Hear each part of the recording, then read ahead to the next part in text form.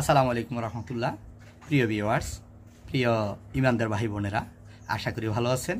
আজকে আপনাদের সামনে 12 নম্বর হাদিস নিয়ে আলোচনা করব। আচ্ছা, 12 নম্বর ভিডিও এবং 12 নম্বর হাদিসের ভিতরে দুইটি হাদিস আজকে আপনাদের সামনে শেয়ার করব। আমরা হাদিসগুলো পড়ছি, হাদিসগুলো শুনছি, হাদিসগুলো দেখছি, ভিডিওগুলো আমল করার নিয়তে। আমি আপনাদেরকে শোনাচ্ছি, আমি যাতে আমল করতে পারি, আপনারা যাতে আমল করতে পারেন, সেই উদ্দেশ্য নিয়ে আমরা হাদিসগুলো শুনবো এবং আমলের নিয়তে শুনবো। ঠিক আছে? তো আমরা প্রথম হাদিসটি আলোচনা পড়ছি, সেটা হচ্ছে ফাজাইলে আমলের ইমান চ্যাপ্টার থেকে। হযরত আবু উমামা রাদিয়াল্লাহু তাআলা থেকে বর্ণিত আছে যে এক ব্যক্তি রাসূলুল্লাহ সাল্লাল্লাহু আলাইহি সাল্লামের নিকট জিজ্ঞাসা করিল, ইমান কি? তখন তিনি ইরশাদ করিলেন, যদি তোমার নেক আমল তোমাকে আনন্দিত করে। রাসূলুল্লাহ সাল্লাল্লাহু আলাইহি সাল্লামকে একজন ব্যক্তি জিজ্ঞাসা করলো, হুজুর সাল্লাল্লাহু আলাইহি সাল্লাম, আসলে ইমান কি? তখন রাসূল সাল্লাল্লাহু আলাইহি সাল্লাম বললেন, যদি তোমার নেক আমলগুলো, তোমার ভালো কাজগুলো, তোমার সুন্দর কাজগুলো তোমাকে আনন্দ দেয়, তুমি মনে তৃপ্তি পাও, তুমি খুশি হও, ঠিক আছে, এবং তোমার মন্দ কাজ তোমাকে দুঃখিত করে, তবে তুমি মুমিন। ঠিক আছে? বলো যে যদি তোমার অন্যায় কাজগুলো, তোমার ভুলগুলো, তোমার সকাল থেকে সন্ধ্যা পর্যন্ত যে অনেক সময় ভুল হয়ে যায়, ভুল হয়ে যায়, ঠিক আছে, তখন আমি মনে মনে আমার আফসোস লাগে, মনে মনে আমার খারাপ লাগে, আসলে আমি এটা কাজটা করাটা ঠিক হয়নি, আমার এটা ভুল হয়েছে। ঠিক আছে? এই মনে যখন কষ্ট লাগে, মনে যখন দুঃখ লাগে, তখন তুমি আসলে একজন মুমিন। এটাই আমাদের রাসূলুল্লাহ সাল্লাল্লাহু আলাইহি সাল্লাম তার সাহাবীদেরকে বলেছেন।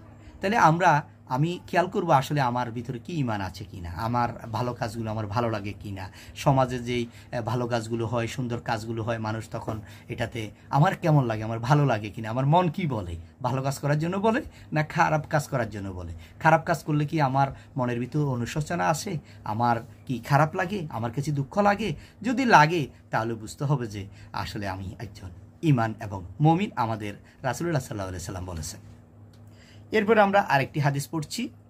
হযরত আব্বাস ইবনে আব্দুল মুত্তালিব রাদিয়াল্লাহু তাআলা থেকে বর্ণিত আছে যে তিনি রাসূলুল্লাহ সাল্লাল্লাহু আলাইহি সাল্লামকে ইরশাদ করিতে শুনিয়াছেন, ওই ব্যক্তি ইমানের স্বাদ গ্রহণ করিয়াছে, ইমানের মজা পেয়েছে, যে আল্লাহ তাআলাকে রব, ইসলামকে দ্বীন এবং মহানবী হযরত মুহাম্মদ সাল্লাল্লাহু আলাইহি সাল্লামকে রাসূল হিসাবে সন্তুষ্ট চিত্তে মানিয়া লইয়াছে। যে রাসূল সাল্লাল্লাহু আলাইহি সাল্লামকে আল্লাহকে রব হিসাবে মেনে নিয়েছে, দ্বীনকে ইসলাম হিসাবে মেনে নিয়েছে এবং রাসূলুল্লাহ সাল্লাল্লাহু আলাইহি সাল্লামকে সন্তুষ্ট চিত্তে, আগ্রহ করে, মনের আনন্দে মানিয়া লইয়াছে। এটা হচ্ছে মুসলিম শরীফের হাদিসে এসেছে, সে হচ্ছে মূলত ইমানদার।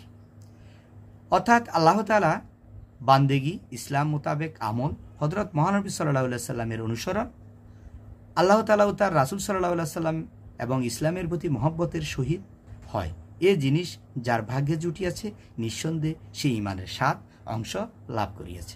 সে সবসময় আল্লাহকে রব হিসাবে মেনে নিয়েছে, আল্লাহকে সৃষ্টিকর্তা হিসাবে মেনে নিয়েছে, ইসলামকে দ্বীন হিসাবে মেনে নিয়েছে।